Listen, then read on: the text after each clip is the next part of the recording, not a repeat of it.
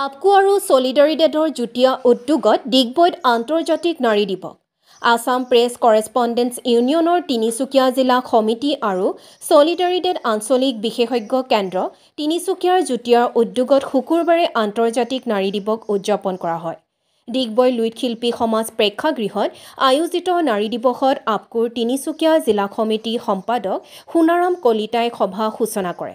বন্তি প্ৰজ্বলন কৰে বিশিষ্ট সাহিত্যিক পুণ্য শইকীয়াই। তিনিচুকীয়া জিলাৰ সভাপতি পল্লৱ শৰ্মাৰ সভাপতিত্বত অনুষ্ঠিত সভাৰ উদ্দেশ্য ব্যাখ্যা আৰু আদৰণি ভাষণ প্ৰদান কৰে ছলিডাৰিডেট নেটৱৰ্কৰ কাৰ্যসূচী প্ৰবন্ধক মুখ্যদেৱ দাসে। শিৱসাগৰ জিলাৰ প্ৰাক্তন উপায়ুক্ত লক্ষীনন্দন গগৈয়ে বহনক্ষম পৃথিৱীত নাৰী সবলীকৰণ বিষয়ক কাকপথাৰ খণ্ড উন্নয়ন বিষয়া বৰ্ণালী ফুকনে নাৰী সমাজৰ বাবে চৰকাৰী আঁচনি আৰু অধিবক্তা সুলেখিকা ঋতু বৰাই মহিলা সুৰক্ষাৰ দিশত আইনী সাহায্য বিষয়ত বক্তৃতা আগবঢ়ায়। ডিগবৈৰ পৰা বিনন্দ কোঁৱৰৰ ৰিপৰ্ট, অল আছাম নিউজ 30। লিংগ বা জাতি সকলো ফালৰ পৰা সম-অধিকাৰ পালন কৰিছে। আমি যদি চাওঁ, এখন সমাজৰ যদি দুটা অংশ আছে, নাৰী আৰু পুৰুষ, এই দুটা অংশৰ এটা যদি বেছি শক্তিশালী হৈ যায়, সেই অংশটোৱে যদি আন আধা অংশটো শোষণ কৰে বা সেই আন অংশটো যদি অধিকাৰৰ পৰা বঞ্চিত হয়, তেতিয়াহ'লে এখন সমাজৰ সৰ্বাংগীন উন্নতি হৈছে বুলি আমি ক'ব নোৱাৰোঁ। এখন পাখৰে যেনেকৈ এটা চৰাই আকাশত উৰিব নোৱাৰে, তেনেকৈ সমাজৰ আধা অংশ প্ৰাপ্যৰ পৰা বঞ্চিত হৈ, অধিকাৰৰ পৰা বঞ্চিত হৈ কেতিয়াও এখন সমাজ আগবঢ়াই নিব নোৱাৰে। সেইকাৰণে আমাৰ ভাৰতবৰ্ষই এখন কল্যাণকামী ৰাষ্ট্ৰ হিচাপে সময়ে সময়ে আমাৰ নাৰীসকলক অধিকাৰ দিবৰ কাৰণে, সুৰক্ষা দিবৰ কাৰণে, প্ৰাপ্য দিবৰ কাৰণে বিভিন্ন আঁচনি গ্ৰহণ কৰি আহিছে। আমি এই আঁচনিবিলাক যেতিয়া চাওঁ, দেখোঁ যে য'ত য'ত আমাৰ নাৰীসকল শোষিত হৈছে, লাঞ্ছিত হৈছে, পীড়িত হৈছে, সেই নাৰীসকলক যাতে কেনেকৈ নাৰীৰ অন্তৰ্নিহিত শক্তিক আমি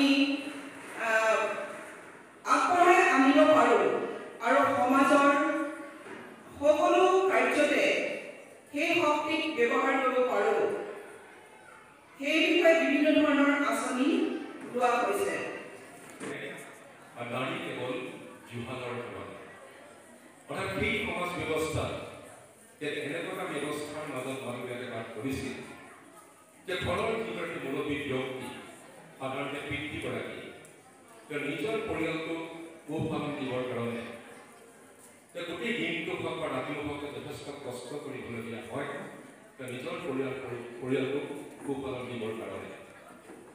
ঠিক তেনেকৈ নাৰীগৰাকী ব্যস্ত থাকিবলগীয়া হয় নিজৰ ঘৰখনত, নিজৰ পৰিয়ালটোৰ প্ৰতি সন্ততি, নিজৰ সন্তানক সময়ে সময়ে আহাৰ যোগান ধৰা বা অন্যান্য কামবিলাকৰ লগত তেওঁলোক ব্যস্ত হৈ থাকিব লাগিব। এইটো আছিল সেইখন সমাজৰ, আমাৰ পুৰুষ প্ৰধান সমাজখনৰ পুৰুষসকলৰ এটা বাক্য। সেয়া নিশ্চয় আজিৰ সমাজ ব্যৱস্থাত কেতিয়াও গ্ৰহণযোগ্য হ'ব নোৱাৰে।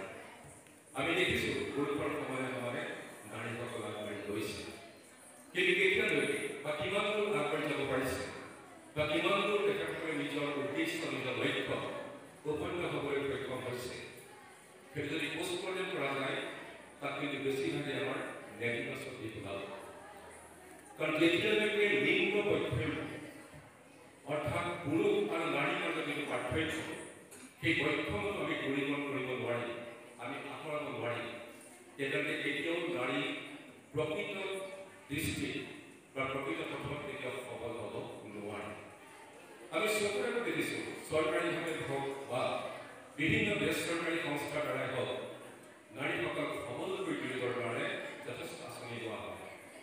সেই আঁচনিবিলাকৰ দ্বাৰা নাৰীসকল কিমান সফল হৈছে, কিমান তেওঁলোক শক্তিশালী হৈছে, সেই নাৰীসকলে পুৰুষৰ সমানে সমানে তেওঁলোকে অধিকাৰ সাব্যস্ত কৰিব পাৰিছে, তেওঁলোকে পুৰুষৰ সমানে সমানে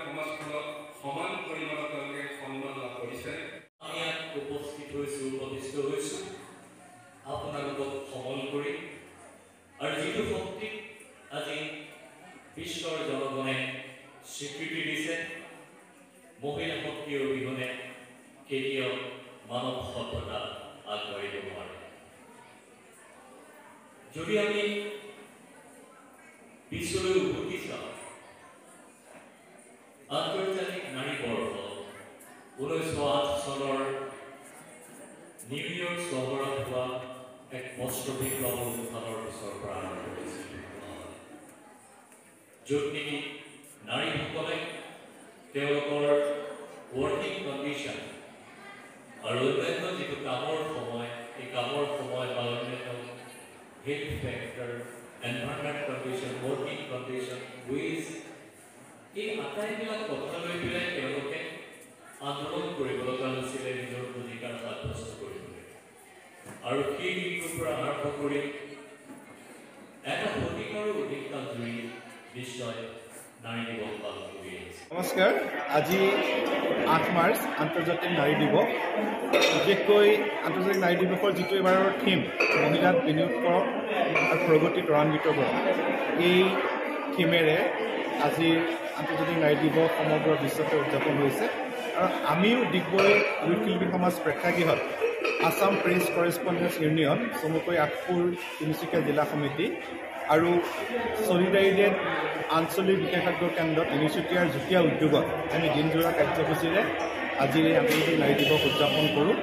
এই আন্তৰ্জাতিক নাৰী দিৱসত আমি বিশেষকৈ নাৰীসকলৰ সুবিধা হোৱাকৈ 3গৰাকী বিশেষজ্ঞ ব্যক্তি, সমল ব্যক্তিক আমন্ত্ৰণ কৰি আমি বক্তৃতা প্ৰদান কৰাওঁ। ইয়াত আমাৰ 3গৰাকী বক্তা হৈছে শিৱসাগৰ জিলাৰ অৱসৰী উপায়ুক্ত শ্ৰীযুত লক্ষীনন্দন গগৈ ডাঙৰীয়া, কাকপথাৰ উন্নয়ন খণ্ডৰ খণ্ড উন্নয়ন বিষয়া বৰ্ণালী ফুকন আৰু মাৰ্ঘেৰিটাৰ এগৰাকী বিশিষ্ট অধিবক্তা ঋতু বৰুৱা বৰা। তেখেতসকলে বিশেষকৈ নাৰীৰ সবলীকৰণ, চৰকাৰী আঁচনিৰ ক্ষেত্ৰত বিশেষকৈ নাৰীৰ বাবে যিসমূহ চৰকাৰী আঁচনি এই বিষয়ে আৰু লগতে নাৰীৰ আইনী সুৰক্ষা বিষয়ক এই 3টা বিষয়ত বক্তব্য দাঙি ধৰে।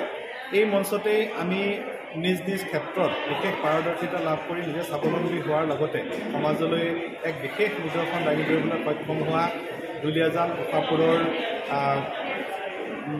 খেতি কৰ্মৰ লগত জড়িত হৈ সফলতা লাভ কৰা চন্দনা ডেকা শইকীয়া, ৰূপাই ডুমডুমাৰ এগৰাকী বিশিষ্ট চাহ খেতিয়ক, বিশেষকৈ কলঘৰ স্থাপন কৰি প্ৰতিষ্ঠা লাভ কৰা প্ৰণতি ফুকন বাইদেউ আৰু ডিগবৈৰ পৌৰসভাৰ অন্তৰ্গত সোণাৰু আত্মসহায়ক গোটক আমি এই মঞ্চতেই সম্বৰ্ধনা জ্ঞাপন কৰোঁ।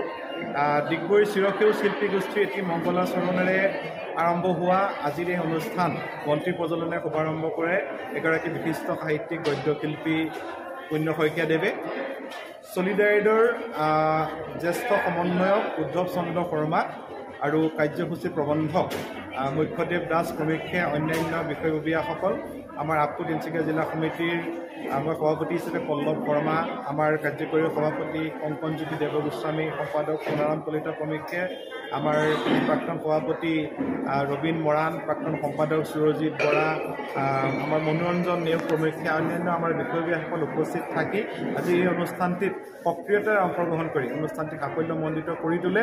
আৰু বিশেষকৈ ডিগবৈৰ বিভিন্ন আত্মসহায়ক গোটৰ লগতে ফিলবাৰীৰো বহু সংখ্যক মহিলাই আজি এই অনুষ্ঠানত অংশগ্ৰহণ কৰে।